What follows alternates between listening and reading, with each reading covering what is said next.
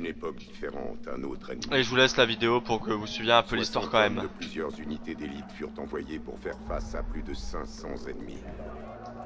Leur objectif, forcer l'ennemi à se retirer d'un hôpital public et protéger tous ses occupants. Pendant 3 jours, ils résistèrent. Mais les forces ennemies étaient bien trop nombreuses.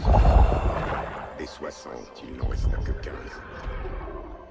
Ils ne tiendraient pas une nuit de plus, et l'ennemi le savait. À la faveur de la nuit, ils évacuèrent l'hôpital, avec un seul homme en tête pour les guider. Les autres regagnèrent le front et prirent position sous les corps de leurs frères tombés au combat. Tandis qu'ils attendaient, le sang des morts coulait sur eux. Le sable se collait à leur peau, formant comme un linceul. C'est comme si ils avaient été bénis. Quand l'ennemi approcha, les 14 survivants surgirent des sables du désert.